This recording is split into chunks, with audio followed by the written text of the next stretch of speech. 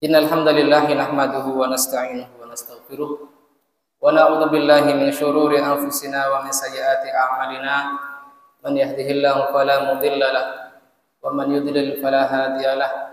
Asyhadu an la ilaha illallah wahdahu la syarika lahu wa asyhadu anna Muhammadan 'abduhu wa rasuluh. Ya ayyuhalladzina amanu taqullaha haqqa tuqatih wa la tamutunna illa wa antum muslimun. Ya ayuhan nas ittaqu rabbakum alladzi khalaqakum min nafsin wahidah wa khalaqa minha zawjaha wa bassa minhuma rijalan katsiran wa nisaa'a wattaqullaha alladzi tasaaluna bihi wal arham innallaha kana 'alaikum raqiba. Ya ayyuhalladzina amanu taqullaha wa qulu qawlan sadida yuslih lakum a'malakum wa yaghfir lakum dhunubakum wa may yuti'illaha wa rasulahu faqad faza fawzan 'azima. Amma ba'd, fa inna asdaqal hadithi kitabullah wa khairal huda wa khairal hadi Muhammadin sallallahu alaihi wasallam wa syarrul umuri muhdatsatuha fa inna kulla muhdatsatin bid'ah wa kulla bid'atin dhalalah wa kulla dhalalatin finnar. Jamaah Masjid Muhammad Ramadan, Bapak dan Ibu semuanya yang saya hormati dan semoga dimuliakan oleh Allah Subhanahu wa taala.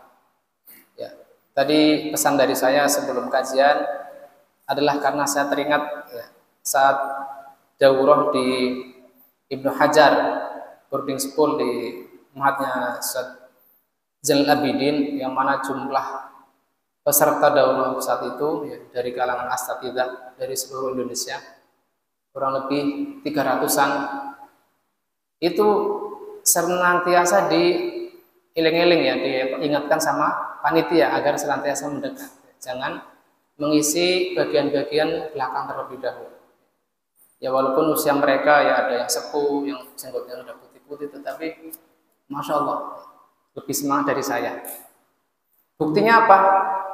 Ketika Syekh Husain atau Syekh Basim selesai memberikan kajian pada maghrib, setelah isya hanya dikhususkan untuk tanya jawab.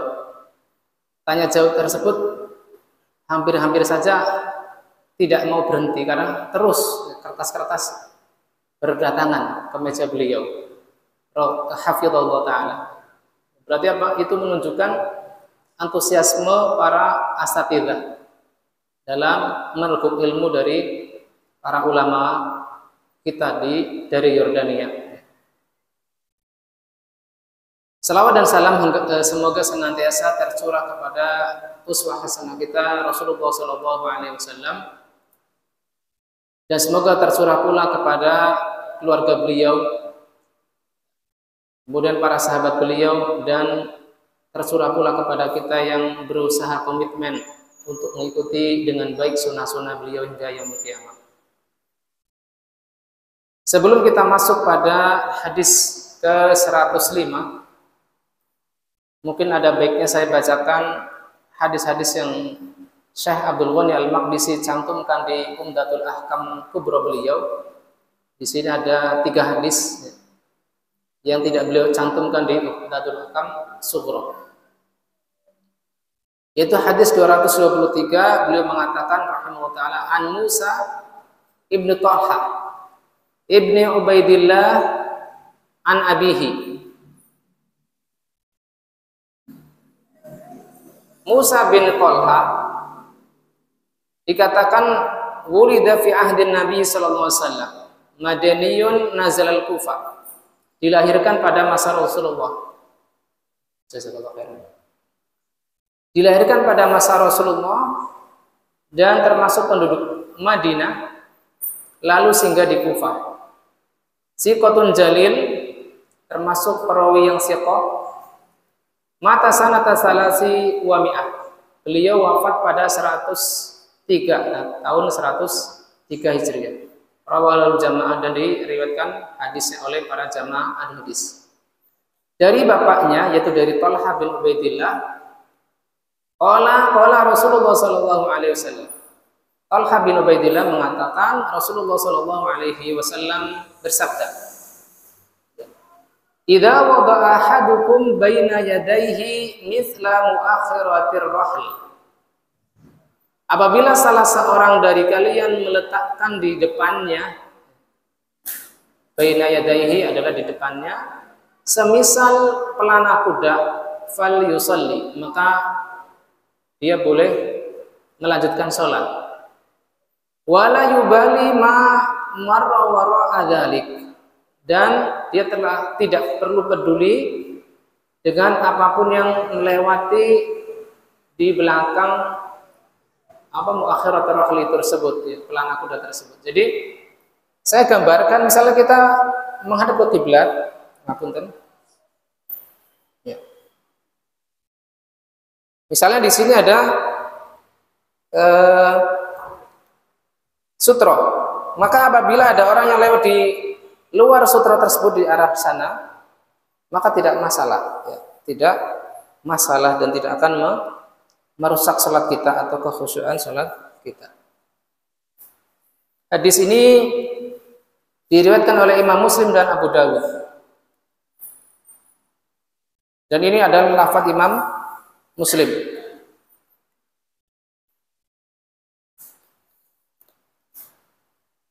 Syekh Samir Az-Zuhairi menjelaskan muakhiratur rahl adalah al-khashbatul lati yastanidu ilaiha ar-raqib. Muakhiratur rahl adalah kayu yang digunakan untuk bersandar di atas kendaraan, yaitu maksudnya kendaraan berupa hewan tunggangan saat itu, yaitu semisal kuda dan unta. Yang saya cek sendiri di Google itu tidak begitu tinggi, ya, mungkin segini. Tingginya tidak terlalu panjang. Maka ini ada dalil, hada dalilun ala annahu yakfi minas sutrah makana bimiqdari al-misli dhira' as-sulusai dhira'in taqriban. Maka ini menjadi dalil bahwasanya sutra itu bisa dengan yakfi minas sutra, yaitu bisa dijadikan sutra apa yang ukuran 2/3 dari dhira'. 1 dhira' berapa? Segini ya Pak, 1 dhira', 1 hasta. Berarti 2/3-nya bisa dijadikan sutra. Pada pekan yang lalu saya memberikan contoh mungkin satu jengkal bisa dijadikan sutra. Waqad istatara, yaitu Nabi sallallahu alaihi wasallam pernah mengambil sutra bi aqsar min muakhiratir rahl. Beliau pernah membuat sutra dengan yang lebih pendek dari muakhiratul rahl, dari pelana kuda, asal tidak dengan garis. Karena apa? Hadis yang menyatakan demikian, ya, menggunakan sutra dengan garis adalah hadisnya lemah, yaitu hadis ke 224 dari Umdatul Ahkam Kubra. Syekh Al-Imam Abdul Ghani Al-Maqdisi rahimahullah ta'ala mengatakan, an Abi Hurairah radhiyallahu an, dari Abu Hurairah, semoga Allah meridhoinya, anna Rasulullah sallallahu alaihi wasallam, bahwasanya Rasulullah sallallahu alaihi wasallam bersabda, idza shalla ahadukum falyaj'al tilqa'a wajhi syai'an. Bila salah seorang dari kalian salat, maka hendaknya ia menjadikan di hadapannya sesuatu.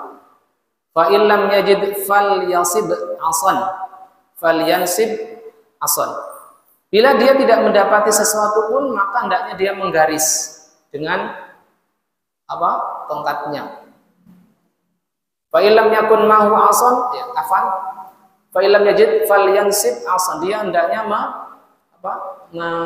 menceblokan, itu bahasa Indonesianya apa ya? Menancapkan, masyaallah, jazakallahu khairan. Hendaknya dia menancapkan tongkat. Bila tidak ada tongkat bersamanya, falyahtut khattan. Hendaknya dia menggaris. Tsumma la yadurruhu ma marra amamahu.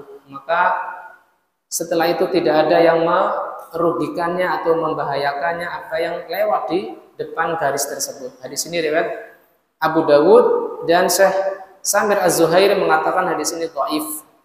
Alasannya adalah lidtirabihi, karena hadisnya guncang. Satu sisi alasan kelemahannya adalah guncang, entah guncang dari sanadnya ataukah dari matanya. Yang kedua, wajahalati ba'di ruwatihi, dan kemajhulan sebagian periwayatnya. Sehingga hadis ini lemah dengan dua alasan tadi, dengan sebab ittirab, keguncangan, dan kemajhulan. Kemajhulan itu tidak kenal, tidak dikenal. Majhul itu ada dua, yaitu majhul hal dan majhul ain. Kalau majhul ain adalah dia tidak dikenali meriwayatkan hadis melainkan dari kepada seorang perawi saja. Kepada seorang perawi saja, dan tidak ada tausik dan tad'if atau jarah ya, tajrih dari seorang ulama pun. Ulama mendiamkannya. Ini majhul ain. Adapun majhul hal adalah dia tidak dikenal meriwayatkan hadis melainkan kepada dua orang perawi saja. Tadi kan majhul ain berapa? Satu. Adapun majhul hal ada dua perawi dan dia pun sama kondisinya, tidak ditausik dan tidak ditajrih oleh seorang ulama pun. Ya, walaupun dalam hal ini Al-Imam Ibnu Hibban termasuk yang tasahul, yang bermudah-mudahan untuk tausikul majahil. Beliau mensikohkan, mempercayakan kepada para perawi majhul. Di antaranya adalah hadis yang beliau riwayatkan tentang talqin yasin, iqra'u mautakum yasin. Hadis tersebut sudah saya tahrij ya, pada awal kali saya kuliah dulu, dan dikoreksi oleh Ustaz Nur Ihsan Silviantoro hafizallahu taala. Alhamdulillah masuk review di jurnal, alhamdulillah, walaupun masih mahasiswa ini kan didaftarkan di jurnal dan lolos, alhamdulillah. Itu ada dua perawi majhul berturut-turut di hadis yasin tersebut, sehingga para ulama yang menganggap tashih dari Ibnu Hibban itu benar adalah keliru. Karena apa? Pada asalnya orang yang majhul adalah tidak dikenali kesikohannya, sehingga yang lebih tepat hadis tersebut adalah lemah. Hadis yasin adalah lemah dan bertentangan secara zahir dengan hadis yang lain yang sahih, iqra'u mautakum la ilaha illallah. Talqinkan orang yang hendak mati di antara kalian dengan lafaz atau dengan zikir la ilaha illallah, bukan ditalqin dengan surat yasin ya, kepanjangan nanti. Membaca la ilaha illallah kadang susah. Nasallallahu salamata wal afiyah. Kita kembali dari hadis yasin menuju ke hadis sutra. Wa qala sami'tu Ahmad. Nah, di sini siapa yang mengatakan qala?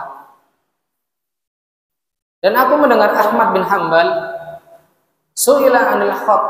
Beliau ditanya tentang garis ghairu marra, ya, lebih dari sekali. Faqala hakadha aradan mislal hilal. Beliau menggambarkannya dengan semisal garis hilal pada rembulan, yaitu agak panjang.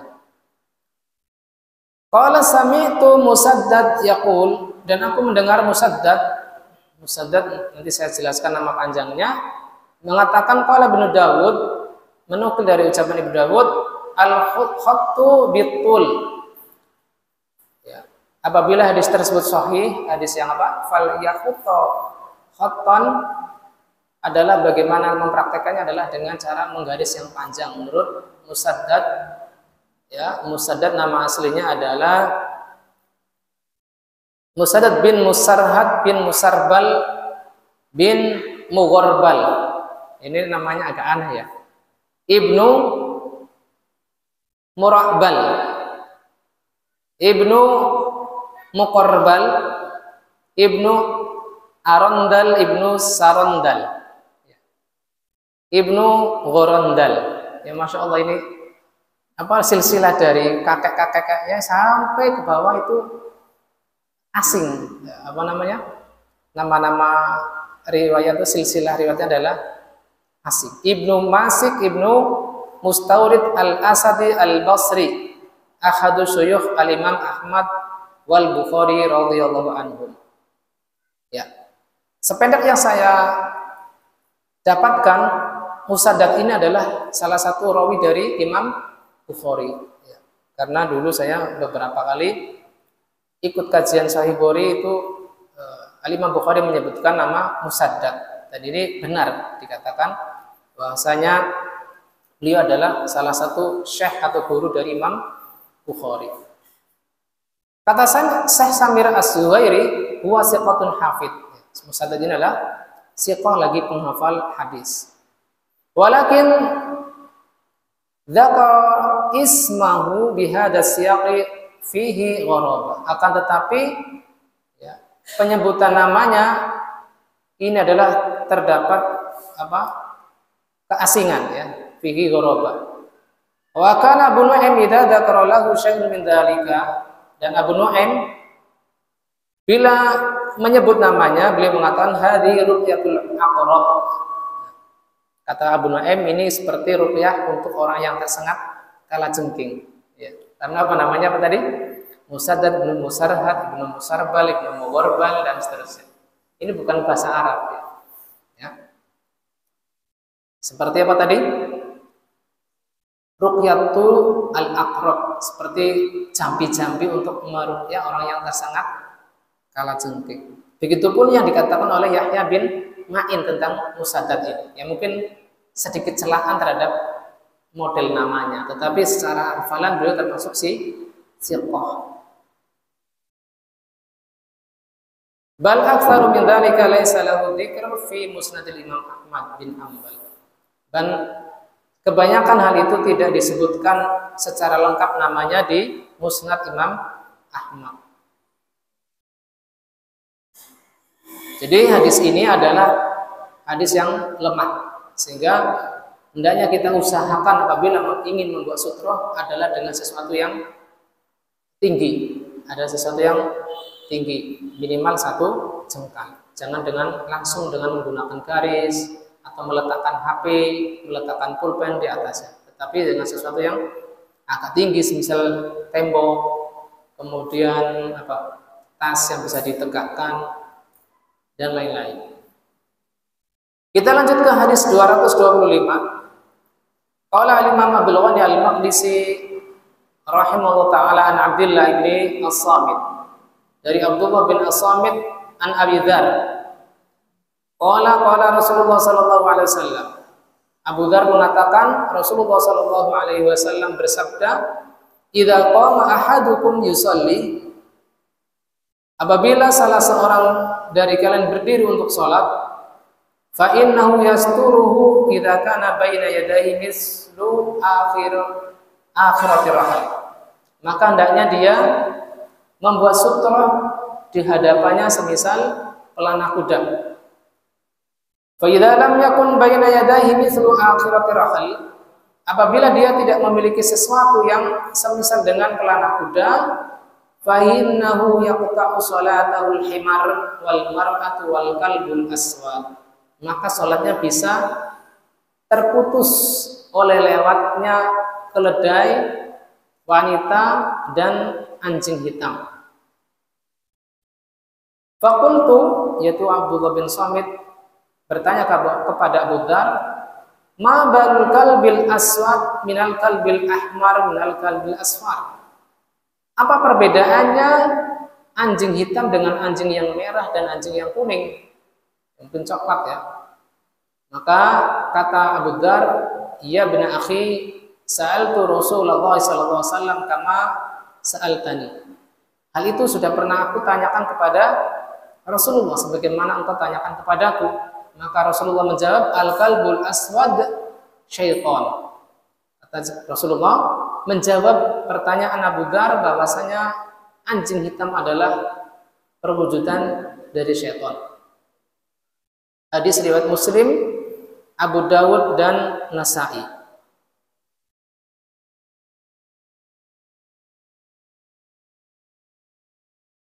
Baik, kita masuk ke hadis 105 di Umdatul Ahkam Sughra.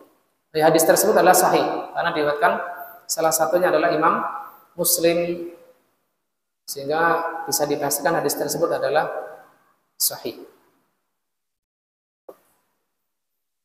Al-hadisul khamis ba'dal mi'ah, hadis ke-105. Qala rahimahullah ta'ala an Abdullah bin Abbas radhiyallahu anhuma, dari Abdullah bin Abbas, semoga Allah meridhai keduanya, itu Abdullah dan bapak beliau. Beliau mengatakan, aqbaltu raqiban ala himarin atanin. Aku datang dalam keadaan menaiki atau mengendarai keledai atan. Keledai atan nanti akan dijelaskan, yaitu keledai dari jenis unsa, dari betinanya. Wa ana yaumadin qad nahastul ihtilam. Dan saat itu saya mendekati usia baligh, usia ihtilam. Itu awal mula anak kecil itu masuk usia baligh, yaitu bermimpi basah. Wa Rasulullah sallallahu alaihi wasallam yusalli bin nasi bi Mina. Dan Rasulullah sallallahu alaihi wasallam salat mengimami manusia di Mina. Di Mina ini ada perselisihan pendapat, perselisihan riwayat, ada yang mengatakan di Arafah. Ila ghairi jidar, tanpa menghadap ke tembok. Tanpa menghadap ke tembok ini masih ada ihtimal, masih ada kemungkinan beliau menghadap ke tombak yang ditancapkan, ya, atau anazah, tombak kecil dan seterusnya. Karena saat itu sedang manasik, tentunya tidak menghadap ke tembok. Famarartu baina yaday ba'di shaf. Lalu saat itu aku melewati sebagian shaf, ya, di hadapan sebagian shaf. Fanazaltu, lalu aku turun. Farsaltul atana tarta, lalu aku membiarkan unta betina tersebut, keledai betina tersebut merumput. Wa dakhaltu fi shafi, lalu aku masuk ke shaf, ke barisan. Falam yunkir dzalika alayya ahad, dan tidak ada seorang pun yang mengingkari perbuatanku sedikit pun. Tadi disebutkan tarta, ya, tarta itu maksudnya adalah di kamus Sihah adalah rota'atil masyiyah, artinya akalat masya'at.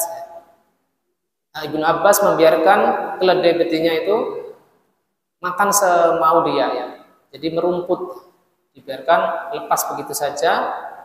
Lalu Ibnu Abbas pun masuk ke dalam shaf.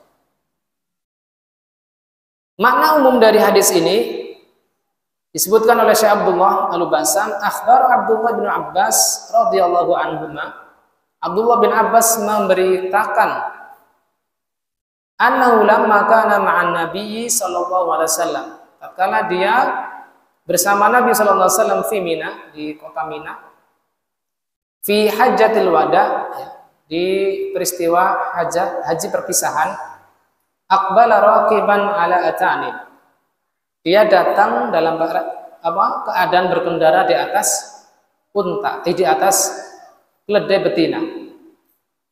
Marra ala ba'd shaf, dia melewati sebagian shaf, ya, masuk ke dalam shaf.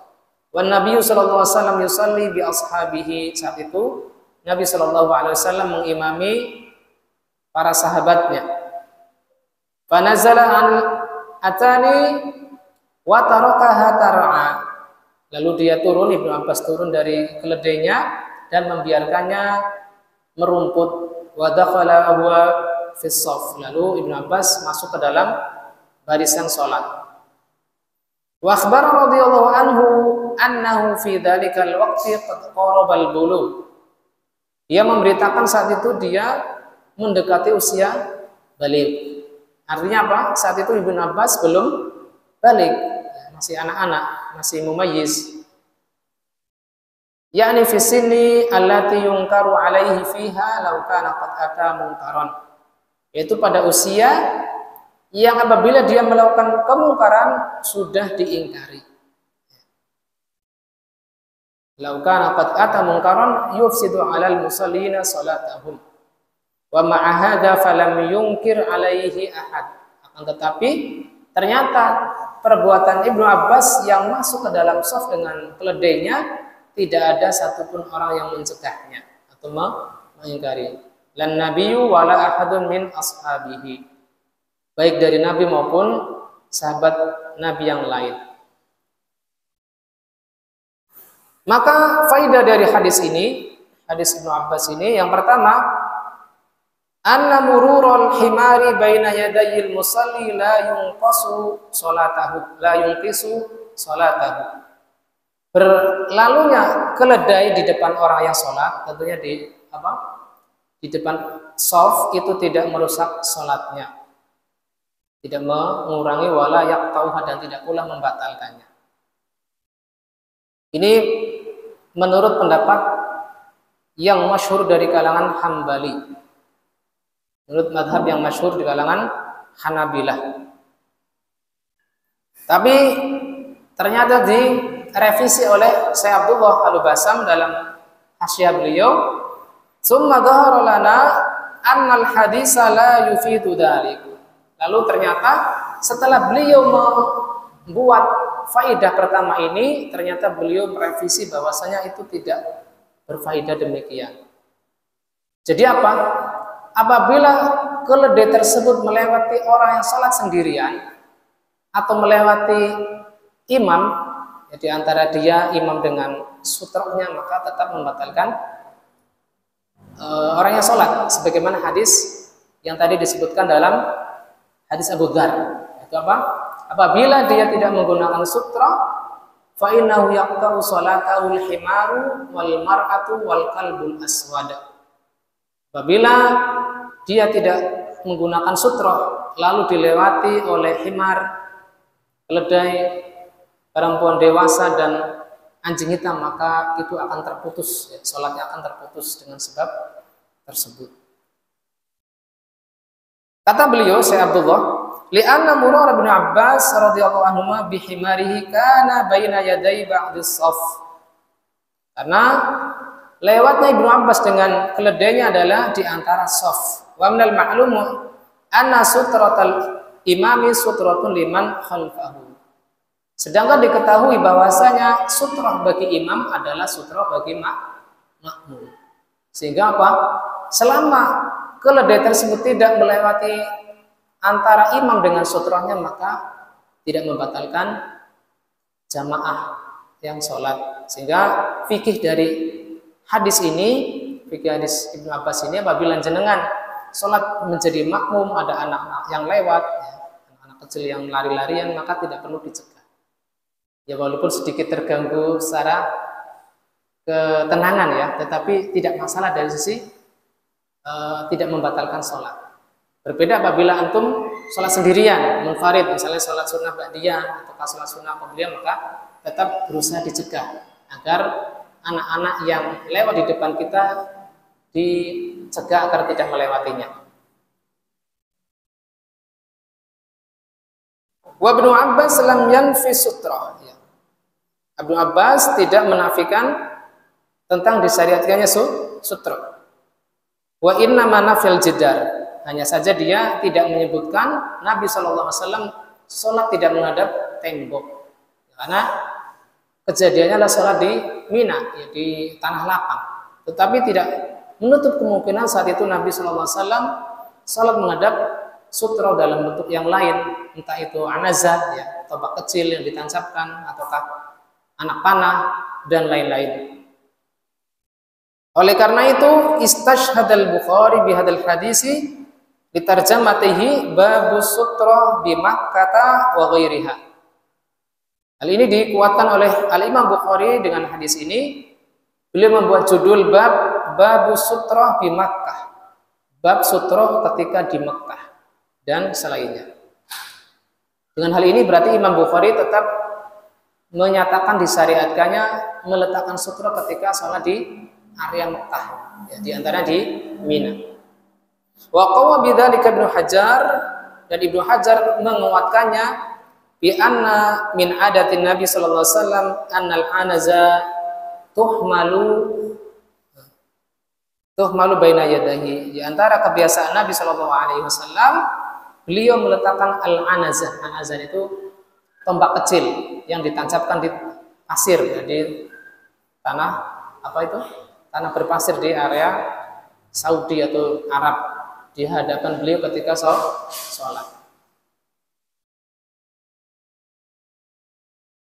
Baik, kita masuk ke faidah kedua. Oh ya, faidah pertama belum selesai. Wa ya'ti al-khilafu fi hada fil hadis alladhi ba'da hada insyaallah taala, dan akan datang perbedaan pendapat tentang hal ini ya. Tadi saya sudah sebutkan ya, saya sinyalir bahwasanya ini pendapatnya Hambali yang mana mengecualikan keledai yang tidak membatalkan sholat dengan dalil Ibnu Abbas dan himarnya atau keledainya melewati barisan orang yang sholat. Tetapi pendalilannya adalah dianggap lemah, lemah. Karena apa? Sutratul imam, suratul makmum. Faidah kedua, anna Abdullah bin Abbas hina tuwfiya an-nabiy sallallahu alaihi wasallam kana qad balagha aw qaraba al-bulugh. Adalah Abdullah bin Abbas ketika Nabi sallallahu alaihi wasallam wafat, beliau baru saja balik ataupun mendekati balik. Li'anna hadhihi al-qadhiyah waqa'at fi hajjatil wada. Karena kejadian ini, kasus ini terjadi ketika haji wada, yaitu mendekati waktu wafatnya Rasulullah SAW binahwi samanina yauman, ya, sekitar 80 hari setelah beliau Sallallahu Alaihi Wasallam haji perpisahan, maka 80 hari kemudian beliau wafat. Sehingga kesimpulannya adalah Abdullah bin Abbas pada kejadian ini adalah masih belum balik, dan baru balik sekitar beberapa saat ketika Nabi wafat alaihi salatu wassalam. Faidah ketiga, anna iqraran Nabi sallallahu alaihi wasallam min sunnatihi, bahwasanya persetujuan Nabi, diamnya Nabi adalah termasuk sunnah Nabi sallallahu alaihi wasallam. Li'annahu la yuqiru ahadan ala batil, karena beliau tidak mendiamkan seorang pun di atas kebatilan. Ya, ketika Ibnu Abbas melewati shaf makmum dan beliau tidak menegur setelah salat, maka ini tidak masalah. Ya. Fa'adamul inkari ala Ibnu Abbas yadullu ala amrayn. Tidak adanya pengingkaran terhadap Ibnu Abbas ini menunjukkan adanya dua hal. Yang pertama, sihhatus shalah wa adami ityanihi bima yungkaru alaihi. Hal pertama yang ditunjukkan adalah sahnya sholat. Sahnya sholat orang yang dilewati di depannya ketika dia berposisi sebagai makmum. Hanya saja apabila orang yang lewat tersebut melewati di depan imam, maka bila lewatnya antara si imam dengan sutrahnya, maka bila tidak dicegah bisa membatalkannya. Terutama tadi keledai, wanita, dan anjing hitam. Adapun yang lewat laki-laki, maka itu hanya mengurangi pahalanya, tidak sampai membatalkan sholat. Yang kedua adalah Ibnu Abbas tidak mendatangi shaf tersebut dengan sesuatu yang diingkari. Faidah keempat, istadalla bil hadisi ala anna sutratul imami hiya sutratun lil makmum. Bisa diambil kesimpulan dari hadis ini bahwasanya sutrah atau pembatas bagi imam adalah sutrah bagi makmum. Jadi makmum tidak perlu lagi meletakkan sesuatu sebagai sutrahnya bila dia bermakmum kepada imam yang sudah membuat sutrah. Waqad anwana lahul Imamul Bukhari, Al-Imam Bukhari membuat judul biqaulihi rahimahullah taala babu sutratul imam sutratun man khalfahu. Beliau membuat judul di kitab sahih beliau, bab sutrah bagi imam adalah sutrah bagi orang yang di belakang imam. Faidah berikutnya, ya barangkali yang jenengan bisa catat di hadis ini, sihhatu salatis sobi. Ya, tidak ada di kitab, bisa dicatat, ditambahkan pakai pensil ataupun pen. bahwasanya salat anak kecil yang belum masuk balik adalah sah. Sihhatu sholatis shabi.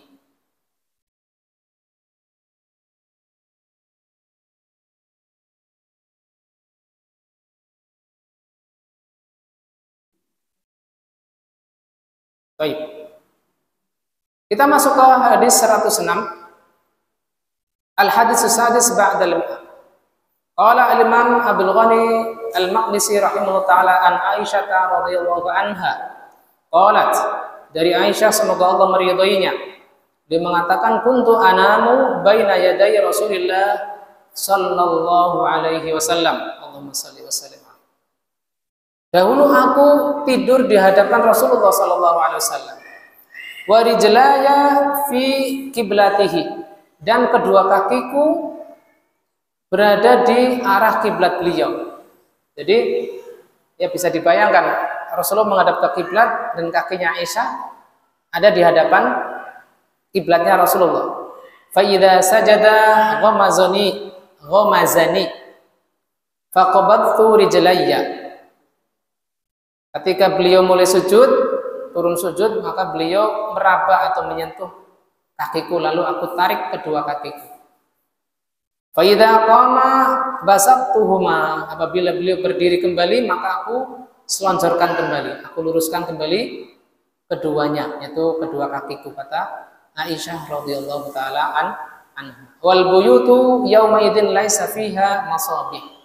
Dan rumah-rumah saat itu tidak ada lampunya, tidak berlampu. Jadi ketika malam hari adalah gelap gulita. Nah, di sini riwayat Al-Bukhari dan Muslim. Mana umum dari hadis ini? Sebagaimana kata Syekh Abdullah Al-Basam, karena Aisyah radhiyallahu anha idza awrada 'alaiha hadisa qata'a salati bil himari wal kalbil wal kalbi wal mar'a tunkiru alaihim.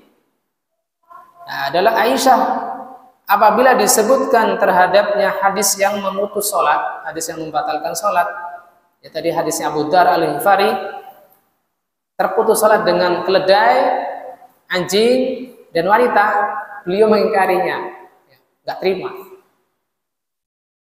Alasannya apa? Beliau mengatakan, kuntu ana mubaina yadayin Nabi sallallahu alaihi wasallam. Dulu saya tuh tidur di hadapan Nabi ketika beliau sholat. Walidayqi baitihina, ya, buyutina takunu rijlayya fi qiblatihi. Dengan sebab sempitnya rumah-rumah kami, rumah-rumah istri Rasulullah, maka kedua kakiku ada di hadapan kiblat Nabi sallallahu alaihi wasallam. Famadama waqifan yatahajjad basatuhuma. Ketika beliau berdiri, maka aku luruskan kedua kakiku. Fa idza sajada ghamazani faqabattuhuma. Apabila beliau sujud, maka Rasulullah SAW menyentuh kaki Aisyah, lalu aku pun, yaitu Aisyah pun menariknya agar Rasulullah bisa leluasa sujud. Walau kuntu arahu, seandainya aku bisa melihatnya, idza sajada laqabattuhuma bila ghamzin, tentu aku tidak perlu disentuh dulu, ya, baru aku tarik kedua kakiku. Tetapi apa, karena aku tidak melihat beliau, ya kata Aisyah, maka beliau menunggu disentuh dulu oleh Rasulullah, baru Aisyah tarik kedua kakinya. Sebabnya apa? Karena tidak ada lampunya, gelap gulita. Akan tetapi karena tidak ada lampu di rumah-rumah kami, fakaifa tuqarriruna ma'syarun nisa ma'al hamir wal kilab. Karena di rumah-rumah kami tidak ada lampu, bagaimana kalian samakan kami para wanita dengan hamir, dengan keledai dan anjing dalam memutus sholat. Jadi di sini ada pengingkaran Aisyah terhadap hadis Abi Dzar. Wa hadhi qissati ma'an Nabi sallallahu alaihi wasallam. Padahal hadis Abu Dzar itu sahih apa enggak?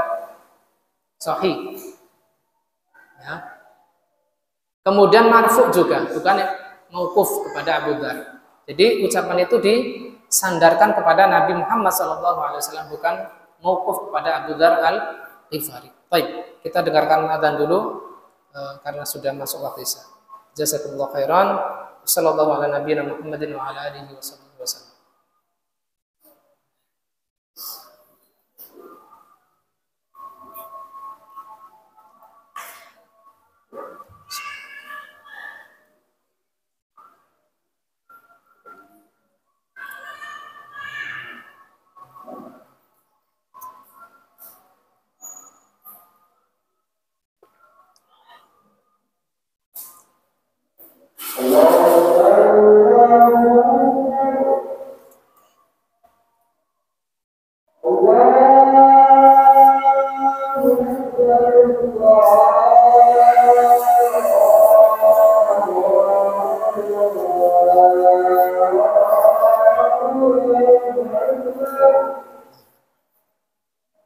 Coffee.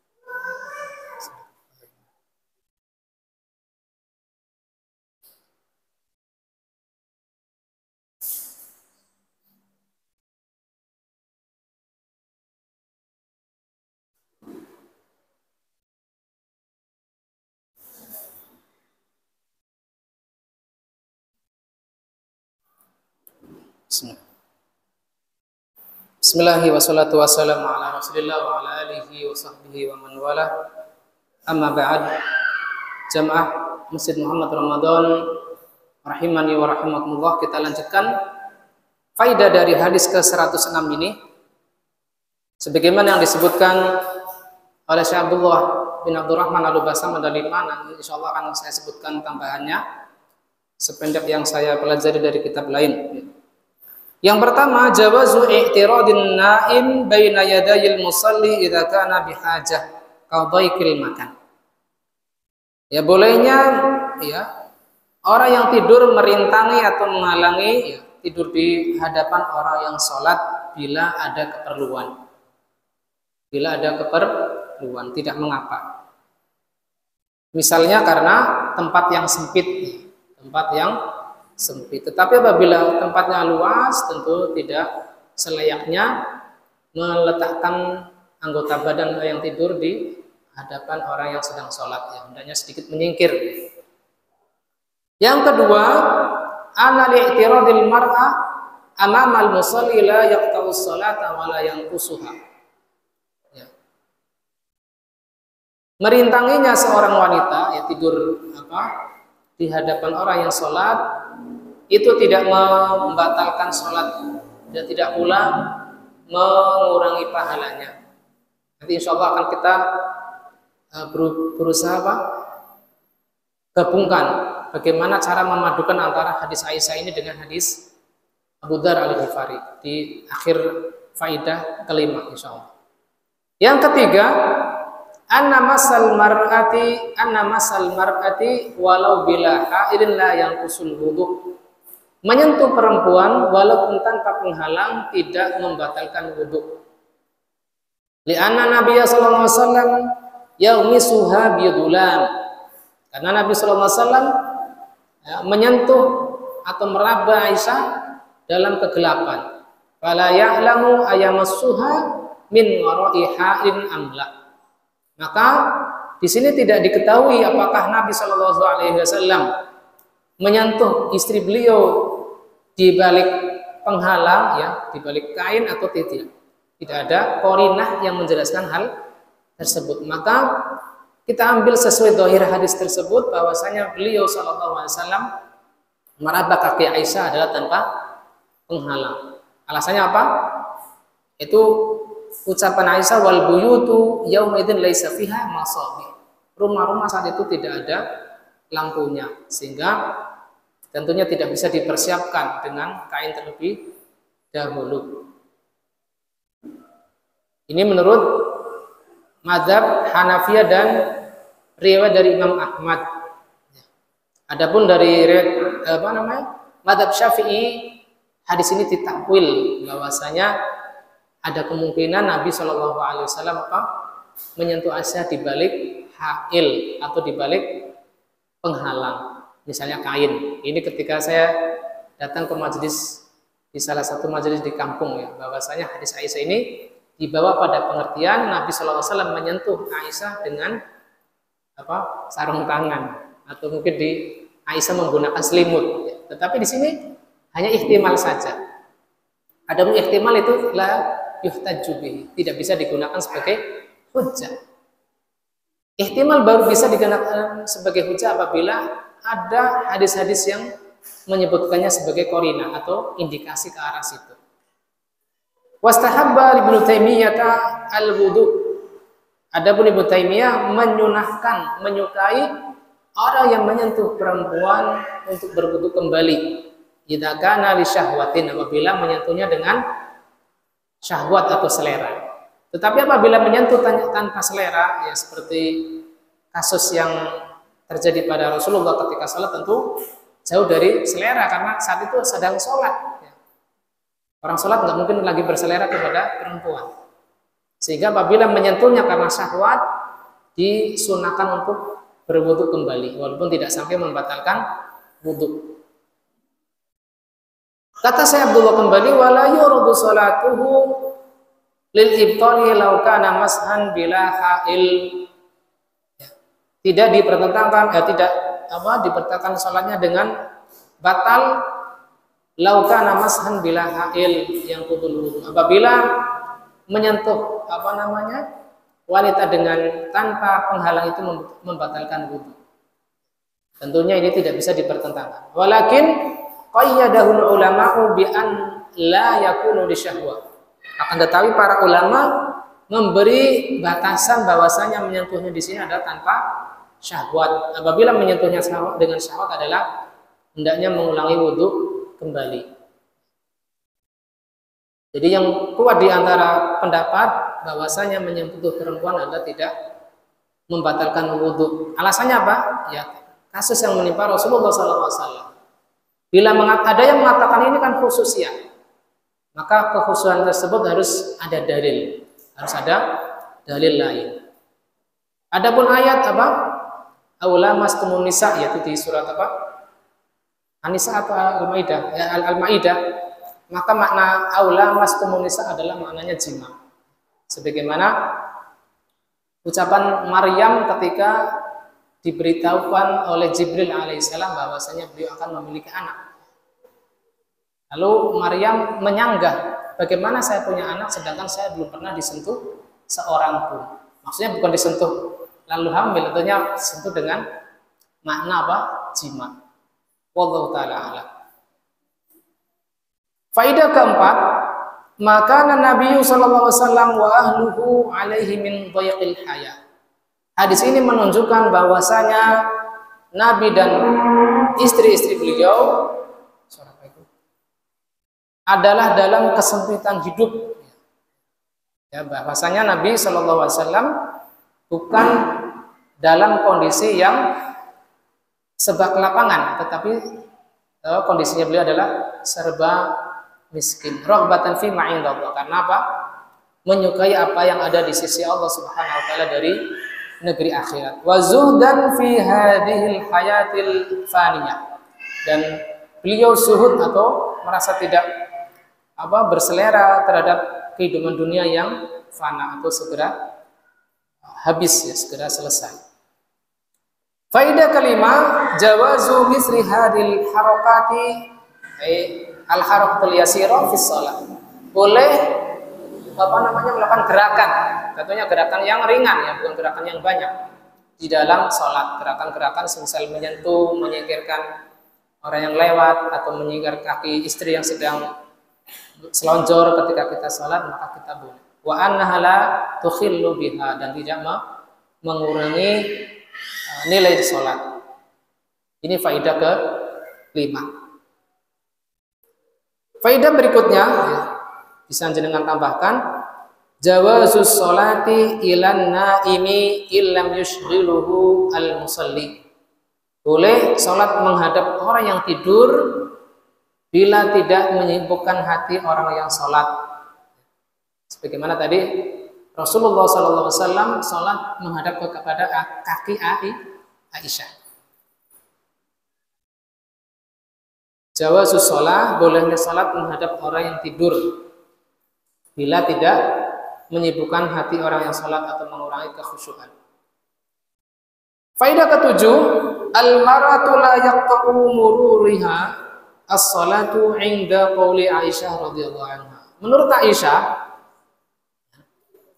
wanita itu tidak membatalkan sholat bila melewati orang yang sholat. Ini menurut Aisyah. Dalilnya adalah ketika Nabi SAW sholat, kaki beliau di hadapan Nabi, dan Nabi tidak memutus sholatnya. Tetapi menurut saya pribadi, ya, berusaha menggabung antara hadis Abu Dzar dan hadis Aisyah ini. Apabila kondisinya wanita itu jalan, ya, lewat, tentunya membatalkan sholat. Tetapi kan kondisi Aisyah saat itu tidak berjalan, sedang tidur. Hanya yang selonjorannya kakinya saja, bukan lewat. Sehingga apabila memang kondisinya seperti pada hadis Abu Dzar Al-Ghifari, itu ketika kita sholat ternyata ada yang lewat, wanita dewasa di antara kita dengan sutroh kita, maka batallah sholat kita. Ini yang saya tangkap dari dua hadis tersebut. Adapun kondisi Aisyah, saat itu beliau tidak lewat di hadapan Nabi, tetapi dalam keadaan diam atau tertidur. Dan ini insya Allah tidak mengapa, tidak masalah bila kondisinya demikian. Lalu Syekh Abdullah Al-Basam rahimahullah ta'ala menyebutkan ikhtilaf ulama tentang mar'ah, keledai dan anjing hitam, apakah membatalkan sholat ataukah tidak. Pendapat pertama, para imam yang 3 berpendapat tidak memutus sholat, dan mereka mentakwil hadis Abu Dzar di dalam Sahih Muslim yaqta'u salatar rajulil muslim idza lam yakun baina yadayhi mislu akhiratir rahl al mar'atu wal himar wal kalbul aswad. Ya, hadis ini ditakwil oleh para ulama yang menyatakan salat tersebut tidak batal. Ta'awul qat'u ayyuna bi makna apa? Naqsus shalah. Qat'u shalah di sini maknanya adalah pahalanya berkurang. Ya. Bima yushghilul qalbu bihadil asya. Karena apa? Hatinya tersibukkan dengan sesuatu yang lewat tersebut. Adapun Imam Ahmad, beliau memiliki dua riwayat dari beliau. Riwayat yang sesuai dengan pendapat pertama dan pendapat yang kedua. Wal masyhur min madhhabihi annahu la yaqta'. Yang terkenal dari Imam Ahmad bahwasanya wanita tidak memutus sholat ketika lewat di hadapan orang yang sholat. Illal kalbul aswad al bahim, kecuali anjing hitam yang liar. Wa qala fi qalbi syai'un minal mar'ati wal himar. Pada hatiku ada sesuatu yang menyatakan bahwasanya apa? Wanita dan keledai itu tidak membatalkan sholat. Ya mungkin tentang wanita ini adalah dibantah dengan hadis Aisyah, dan himar adalah dibantah dengan hadis Ibnu Abbas tadi yang di awal. Adapun mar'ah fali hadis Aisyah alladhi taqaddam wa amal himar fali hadis Ibnu Abbas alladhi qablahu. Dan ini dua hadis ini, hadis Ibnu Abbas dan Aisyah adalah kontradiksi dengan hadisnya Abu Dzar. Adapun tentang anjing hitam, falam yatawaqqaf fihi. Adapun anjing hitam tidak ada sesuatu dari hadis lain yang kontradiksi atau berlawanan dengannya. Adapun riwayat kedua dari beliau rahimahullah taala, anna salasata kullaha taqta'u shalah. Adapun riwayat kedua dari Imam Ahmad, ketika hal tersebut yaitu wanita, keledai dan anjing hitam semuanya membatalkan sholat bila lewat di hadapan orang yang sholat. Dan pendapat ini diikuti oleh Ibnu Hazm dan dipilih oleh Syekhul Islam Taqiyuddin yaitu Ibnu Taimiyah, wa qala innahu madhabul Imam Ahmad. Dan tentunya sebagaimana tadi saya berusaha kolaborasikan, semuanya bisa digabung. Tadi Ibnu Abbas tidak membatalkannya sholat karena lewat di saf makmum, dan hadis Aisyah adalah karena Aisyah tidak lewat di hadapan Rasulullah SAW ketika sholat, sehingga hadis Abu Dzar tetap berlaku ketiga-tiganya. Jadi wallahu ta'ala sependek pengetahuan saya adalah lebih menguatkan pendapat kedua, yaitu ketiga-tiganya tetap membatalkan sholat bila kondisinya lewat di hadapan orang yang sholat. Faidah tambahan, inna ma khasal kalbul aswad bidzalika duna sail kilab. Ketika Nabi SAW mengkhususkan anjing hitam selain dari anjing-anjing lain yang warnanya merah mungkin atau putih atau kuning, karena anjing hitam adalah syaitan. Sebagaimana tadi disebutkan oleh Abu Dzar, qultu ya Rasulullah ma bil kalbil aswad minal ahmari minal asfar. Qala al-kalbu asad syaitan. Wahai Rasulullah, apa perbedaan antara anjing hitam dengan warna anjing yang lain? Maka Rasulullah SAW menjawab, anjing hitam adalah syaitan. Adapun bab berikutnya, babun jami', insya Allah kita bahas pada pertemuan berikutnya, karena di sini Syekh Abdullah membuat judul tambahan. Itu untuk hadis ke-107 dengan judul dari beliau Tahiyatul Masjid. Pembahasan cukup panjang, kita tunda pada pertemuan berikutnya insyaallah taala. Barangkali ada pertanyaan yang bisa saya jawab, maka saya persilakan jamaah untuk bertanya sebelum kita tutup majelis kita. Barakallahu fikum. Oke. Kucing. Ya. Bismillahirrahmanirrahim. Adapun kucing secara asal tidak membatalkan sholat, tetapi kita tentunya tetap berusaha menghalau kucing tersebut. Sebagaimana tadi anak-anak yang belum balik pun ya apabila berseliweran di depan orang yang sholat sendirian atau imam, tetap berusaha kita halau, dicegah. Salah satu cara menghalonya pertama dengan ya kalau misalnya anak kan kita bisa memberikan isyarat berupa tasbih, subhanallah. Bila belum paham juga dihalangi. Walaupun tidak membatalkan sholat, tetapi tentu akan mengganggu kekhusyuan kita. Wallahu ta'ala a'lam bishawab. Ada pertanyaan lain?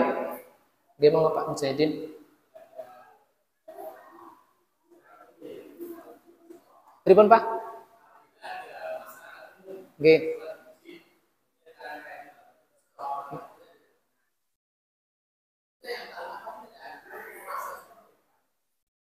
Jazakallahu khairan. Itu termasuk sikap ihsan kita. Bila kita rela mengambilkan sutra maka itu bagus. Walaupun secara asal kita tidak ada perintah ke arah tersebut ya. Apabila ada orang sholat tanpa menghadap sutra, maka kita disunahkan itu. Tidak ada sunnah, tetapi termasuk sikap ihsan. Termasuk sikap ihsan dari kita agar orang tersebut tidak sholat terlalu jauh dari sutra ya. Wallahu ta'ala alam. Ada lagi? Ya, monggo Pak.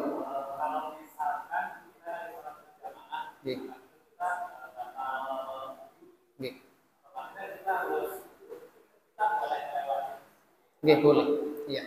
Boleh karena tadi kita lewatnya adalah di depan makmum. Apabila tidak ada jalan lain kecuali lewat imam, maka tentunya kita boleh membelah saf belakang.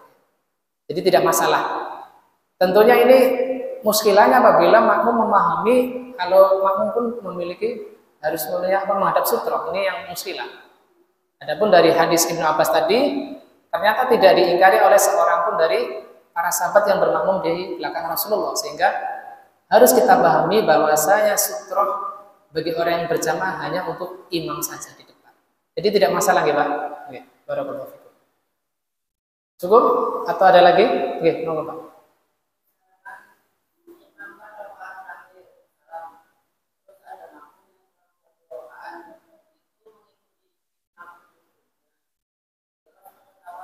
Oke. Untuk makmum masbuk ya, ini mungkin termasuk masalah yang klasik ya. Karena beberapa ustadz saya saksikan juga ada yang ikut tawaruk bersama imam. Tetapi Allah Ta'ala alam, saya memilih pendapat yang iftiros. Karena iftiros itu salah satu fungsinya adalah persiapan untuk berdiri kembali. Ya, berdiri kembali lebih mudah. Ini disebutkan oleh Syekh Mansur As-Saqaf hafizallah ketika membahas apakah orang yang sholat 2 rakaat ini tawarruk ataukah iftiros. Lalu beliau menyebutkan salah satu di antara hikmah iftiros adalah ketika hendak berdiri kembali dan lebih mudah. Sehingga ya pilihan saya pribadi adalah ketika kita masbuk adalah duduk iftiros agar memudahkan kita berdiri untuk menyambung rakaat berikutnya. Wallahu ta'ala. Ada lagi? Atau cukup? Enggak, monggo Pak. Nggih.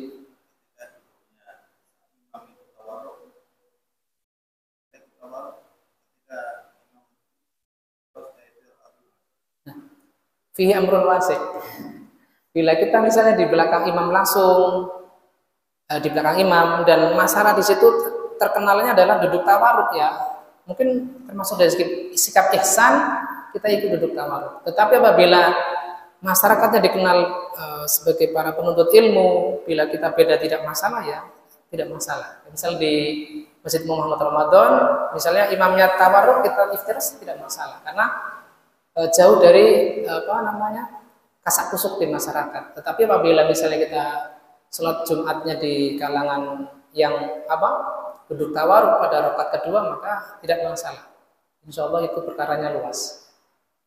Ada lagi faidah ketika saya sholat di Daurah Cipayung, di antaranya orang yang musafir sholatnya qashar itu ya juzulahu al-imamah, boleh menjadi imam bagi orang yang mukim. Ya, Ternyata di situ ada fikihnya, yaitu diantara disebutkan oleh Imam Ibnu Qudamah di kitab beliau Al-Mughni.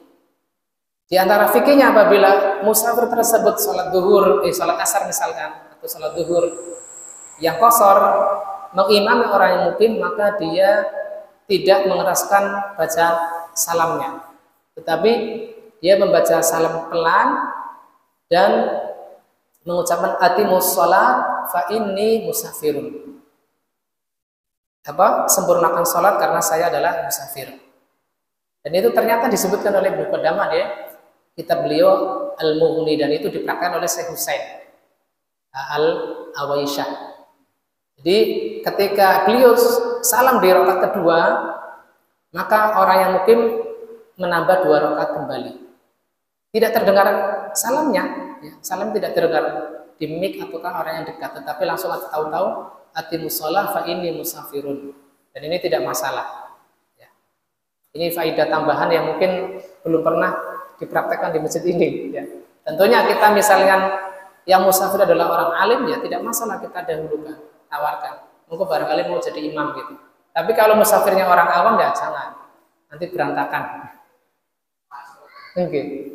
Itu saja yang mungkin bisa kita bawakan malam ini.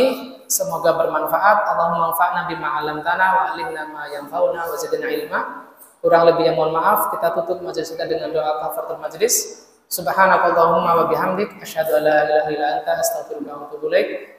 Wassalamualaikum warahmatullahi wabarakatuh.